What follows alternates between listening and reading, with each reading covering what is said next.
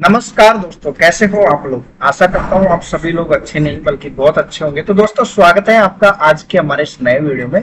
और आज की वीडियो में आपको जानकारी देने वाला हूँ कि आपके आईसीआर के रजिस्ट्रेशन के लिए कौन कौन से डॉक्यूमेंट्स की आपको आवश्यकता पड़ने वाली है। और ऑफलाइन में जब आप फिजिकल रिपोर्टिंग के लिए जाओगे या यूनिवर्सिटी में जब आपको ऑनलाइन आपके डॉक्यूमेंट्स अपलोड करने हैं, तब आपको कौन कौन से डॉक्यूमेंट्स की आवश्यकता पड़नी है, सब कुछ मैं डिटेल में जानकारी देने वाला हूँ। ये वीडियो बहुत ज्यादा इंपॉर्टेंट रहने वाला है, क्योंकि कई बार क्या होता है कि स्टूडेंटों को डॉक्यूमेंट्स के बारे में अच्छे से जानकारी नहीं होती और एक दो डॉक्यूमेंट्स छूट जाता है या वो एलिजिबिलिटी क्राइटेरिया को क्लियर नहीं कर पाता, उसकी वजह से उनका पूरा साल बर्बाद हो जाता है। उनका यूनिवर्सिटी में एडमिशन होने के बाद भी कई बार एडमिशन कैंसिल हो जाता है। तो अगर आप भी चाहते हो अपने सिलेक्शन को पक्का करना, तो डॉक्यूमेंट से रिलेटेड आपके मन में कोई डाउट नहीं रहना चाहिए। तो चलिए दोस्तों, वीडियो की शुरुआत करते हैं। अगर आप चैनल पर पहली बार आए हो तो चैनल को आपको सब्सक्राइब कर देना है और वीडियो को लाइक तो करना है। तो सबसे पहले अपन यहाँ पर देखिए कौन कौन से डॉक्यूमेंट्स की आपको आवश्यकता पड़ने वाली है। यहाँ पर देखो, ऑनलाइन अपलोड ड्यूरिंग काउंसलिंग और physical reporting to the allotted agriculture university after counselling.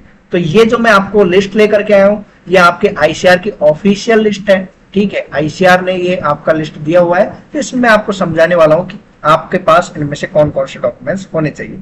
सबसे पहले proof of date of birth. अब काफी सारे स्टूडेंट रहते हैं जो ये सोचते हैं कि भाई डेट ऑफ बर्थ सर्टिफिकेट हमारे पास तो नहीं है, तो अब हमारे पास क्या होना चाहिए। तो आपका जो क्लास 10th का जो सर्टिफिकेट है वो आपका 10th की मार्कशीट की जगह काम में करेगा।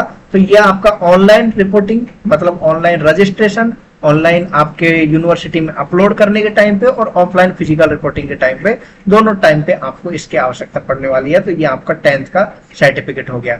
उसके बाद में 11th और 12th। देखो यहाँ पर कुछ डॉक्यूमेंट्स ऐसे हैं, अभी आपने जो मैंने ये एक दो डॉक्यूमेंट्स के बारे में बताया, अब आप सोचेगा कि ये तो भैया हमें भी पता है, ये तो हम वहां पे जाकर के देख लेंगे। लेकिन अभी मैं आपको यहाँ पर कुछ ऐसे डॉक्यूमेंट्स बताने वाला हूँ जिसके बारे में आपको यहाँ पर नहीं लिखा है, लेकिन वो आपके काउंसलिंग के टाइम पे आपसे मांगे जाते हैं और काफी सारे स्टूडेंटों को इसके बारे में पता नहीं होता, तो वो कहीं ना कहीं स्ट्रेस में आ जाते हैं। सिलेक्शन तो कैंसिल नहीं होता है उनकी वजह से, लेकिन फिर भी आपके पास एक भी डॉक्यूमेंट्स कम रहता है तो कहीं ना कहीं स्टूडेंट स्ट्रेस फील करता है आखिरी टाइम पे। ठीक है, दूसरा यहाँ पर ट्रांसफर सर्टिफिकेट। अब देखो, काफी सारे स्टूडेंटों के साथ में यहाँ पर दिक्कत ये होता है कि वो कहीं पे पहले से एडमिशन लिए हुए हैं या लेने जा रहे हैं। अब वो सोचते हैं कि भैया ट्रांसफर सर्टिफिकेट तो हमारा उस कॉलेज में जमा है या उस इंस्टीट्यूट में जमा है, अब हम क्या करें।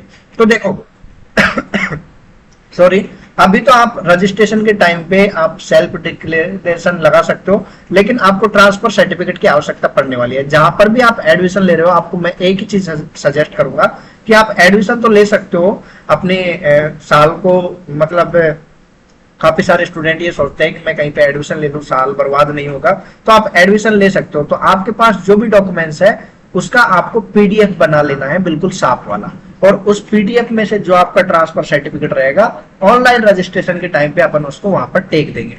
अब आप यहाँ पर ये सोच सकते हो या आपके मन में ये डाउट आ सकता है कि भैया हमने वहां पे ऑनलाइन जमा किया और हमें जब अब जो स्कूल का डॉक्यूमेंट्स है, स्कूल से जो ट्रांसफर सर्टिफिकेट मिला है वो तो हमने कॉलेज में जमा कर दिया, कॉलेज हमें जो ट्रांसफर सर्टिफिकेट देगा वो कॉलेज वाला देगा। तो क्या हम अगर यहाँ पर दूसरा वाला ट्रांसफर सर्टिफिकेट अपलोड करें और कॉलेज में फिजिकल रिपोर्टिंग के टाइम पे हमारे पास दूसरा वाला ट्रांसफर सर्टिफिकेट रहेगा, तो कोई दिक्कत होगा क्या?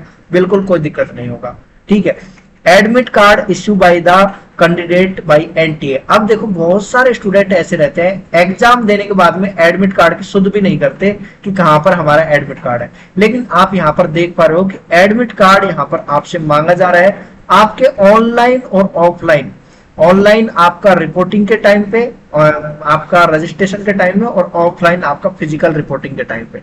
ठीक है, तो आपका यहाँ पर एडमिट कार्ड भी एक बहुत बड़ा डॉक्यूमेंट्स हो जाता है जिसका आपको ध्यान रखना है। अगर आपके पास ये नहीं है तो अभी जाकर के साइट से डाउनलोड कर लो और अपनी मेल आईडी वगैरह पर सेंड करके रख लो, जिससे कि जब आपको इसकी जरूरत पड़े तो वहां से आप इसका प्रिंट आउट निकाल करके उसको काम में ले सको। ठीक है, आपको एक चीज मैं बता दूं कि जब आप ये वीडियो देख रहे हो उसी के बाद में आपको आपका एडमिट कार्ड चेक करना है आपके पास है कि नहीं।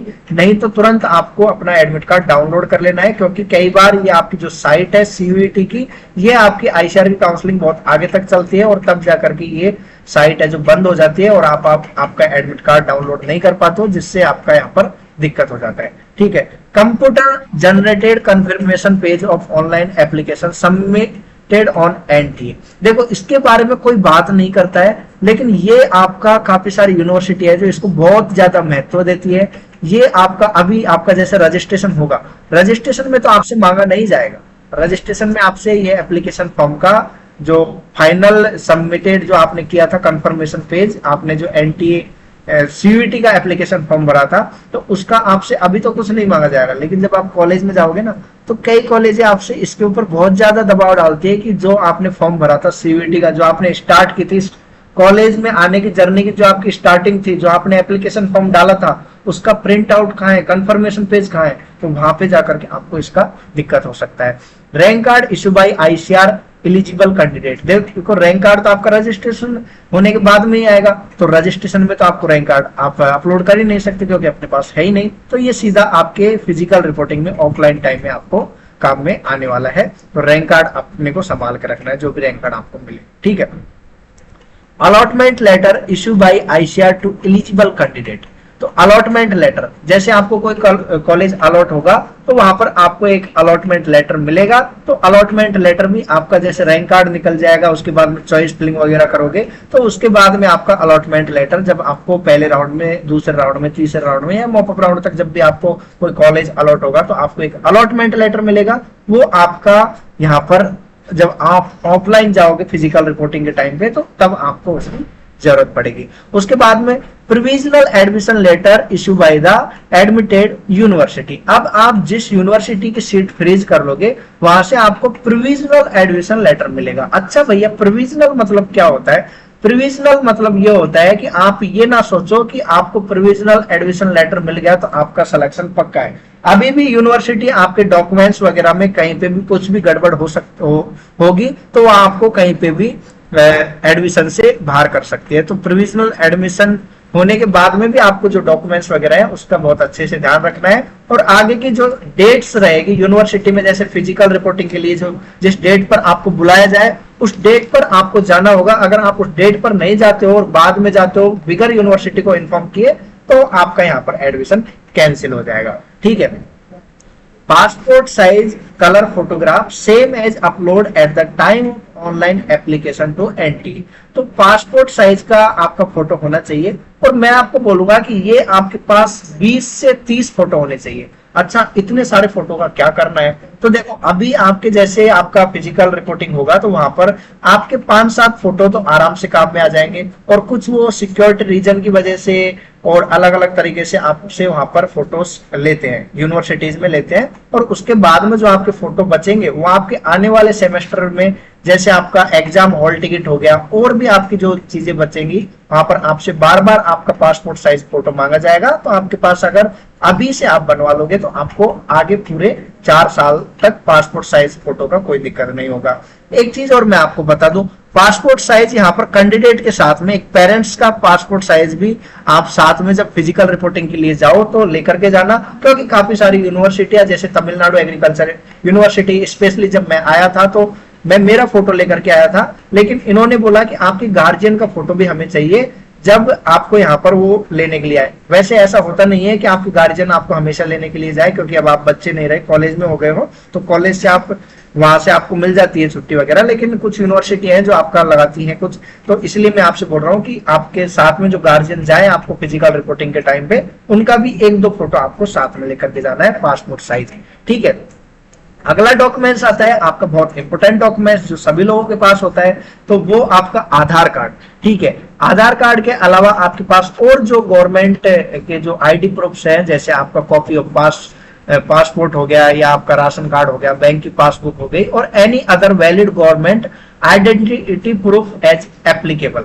तो आपके पास जो भी गवर्नमेंट से रिलेटेड, जैसे आपका राशन कार्ड, पासबुक का, आपकी बैंक की पासबुक, और भी जो चीजें हैं उनका भी आपको फोटो कॉपी, और साथ में ओरिजिनल भी आप साथ में ले जा सकते हो, लेकिन राशन कार्ड वगैरह आपको साथ में ले जाने की जरूरत नहीं है। और इनमें से आपका आधार कार्ड और बैंक की पासबुक, ये आपके पास मस्ट होने चाहिए। ठीक है। एक चीज और मैं आपको बता दूं, अगर आपको आईसीआर का स्कॉलरशिप टाइम टू टाइम लेना है, जैसे आपका आईसीआर का स्कॉलरशिप उधर से आए और टपाक से आपके अकाउंट में आ जाए, तो उसके लिए आपको एक काम करना है, आपको एसबीआई बैंक में अपना अकाउंट खुलवा लेना है। जिनका है अच्छी बात है, नहीं है तो आपको खुलवा लेना है, क्योंकि कई बार दिक्कत ये होती है कि अदर जो बैंक अकाउंट होते हैं अदर बैंक, उनमें आपका स्कॉलरशिप आने में कई बार 15 दिन 20 दिन 1-1 2-2 महीने तक हो जाते हैं, और आपके साथियों की स्कॉलरशिप आ जाती है और आप सोचते हो मेरी आएगी कि नहीं आएगी। तो अगर आपको इस परेशानी का सामना ना करना पड़े, तो आपको एसबीआई में आपका अकाउंट खुलवा लेना है। और ये जो डॉक्यूमेंट्स है, आपका आधार कार्ड और बैंक की पासबुक, ये आपके ऑनलाइन रजिस्ट्रेशन और आपके ऑफलाइन फिजिकल रिपोर्टिंग के टाइम पे, दोनों टाइम पे आपको देना होगा, ठीक है। उसके बाद में अगला जो डॉक्यूमेंट्स आता है वो आता है आपका डोमिसाइल सर्टिफिकेट। तो डोमिसाइल सर्टिफिकेट क्या होता है? ये आपका रेसिडेंट सर्टिफिकेट, मतलब जिस जगह पर आप रह रहे हो, जिस स्टेट के आप निवासी हो, इसको मूल निवास प्रमाण पत्र भी बोलते हैं हिंदी में। तो ये आपके पास होना चाहिए।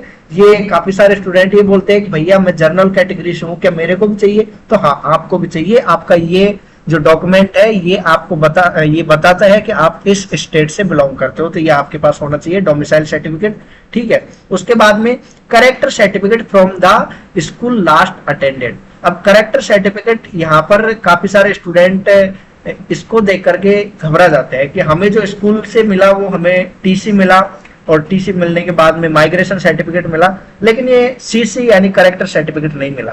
तो काफी सारे बोर्ड्स में आपके ये होता है कि जो आपको टीसी मिलता है उसमें लिखा रहता है विद इंक्लूड गुड करेक्टर। तो आपको आपका टीसी को चेक करना है, जो आपका ट्रांसफर सर्टिफिकेट है, और वरना आपको ये अलग से मिला है तो कोई दिक्कत है ही नहीं। तो ये आपके ऑनलाइन और ऑफलाइन दोनों टाइम में आपको इसकी जरूरत पड़ने वाली है।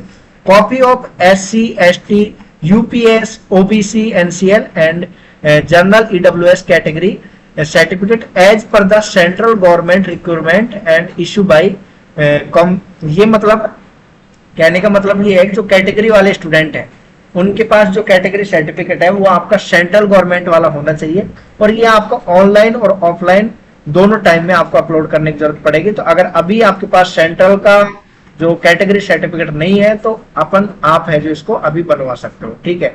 मेडिकल सर्टिफिकेट जो PWBD वाले स्टूडेंट है उनके लिए मस्ट है, और उसके बाद में जो आपको कॉलेज मिलेगा तो कॉलेज के अनुसार रहता है। कुछ आपकी यूनिवर्सिटी है जो आपसे मेडिकल फिटनेस सर्टिफिकेट एक छोटा सा मांगती है, तो वो आपके पास के जो सरकारी हॉस्पिटल है उसमें जाकर के छोटा मोटा चेकअप करवा करके बनवा सकते हो। तो ये आपके इंपोर्टेंट डॉक्यूमेंट्स है। अगर आप इन सब का अच्छे से ध्यान रखते हो तो आपके सिलेक्शन में डॉक्यूमेंट से रिलेटेड कोई प्रॉब्लम नहीं आएगा। और फिर भी आपका कोई डाउट रह जाता है तो आप मेरे से पूछ सकते हो। यहाँ पर अलग अलग डाउट स्टूडेंटों के ये आते रहते हैं कि भैया मैंने इस यूनिवर्सिटी में एडमिशन ले लिया, यहाँ पर मेरा टीसी जमा हो गया, अब मेरे को ये दूसरा टीसी दे रहे हैं, क्या ये चलेगा? क्या स्कूल का टीसी मेरे पास नहीं है? तो ये आपके अलग अलग तरह के जो डाउट है वो सारे डाउट, और भी आपके चॉइस फिलिंग से रिलेटेड डाउट या और भी आपके डॉक्यूमेंट से रिलेटेड डाउट, सबका जो आपको एक कॉमन जगह से डायरेक्ट आप मेरे से पूछ सकते हो, वो है आपका आईसीआर काउंसलिंग हेल्प प्रोग्राम। ये आईसीआर काउंसलिंग हेल्प प्रोग्राम क्या है? इसमें आपको कंप्लीट काउंसलिंग प्रोसेस में आपको गाइड किया जाएगा। आपको डॉक्यूमेंट्स के बारे में आपके जो भी डाउट होंगे वो सारे यहाँ पर क्लियर करेंगे, और बेस्ट कॉलेज चॉइस फिलिंग और प्रेफरेंस शीट आपको प्रोवाइड की जाएगी। डायरेक्ट यूनिवर्सिटी में एडमिशन की जानकारी भी आपको दी जाएगी, और पर्सनल आपका और हमारा 1-to-1 कॉन्टेक्ट रहेगा, जिसपे आप हमसे फोन पर या व्हाट्सएप पर डायरेक्ट बात कर पाओगे। और जो हिंदी मीडियम वाले स्टूडेंट हैं उनके लिए हम आपको यहाँ पर फ्री इंग्लिश स्पीकिंग का कंटेंट प्रोवाइड करवा रहे हैं, ठीक है। आप इतनी सारी चीजें दे रहे हो भैया, इसका प्राइस क्या है?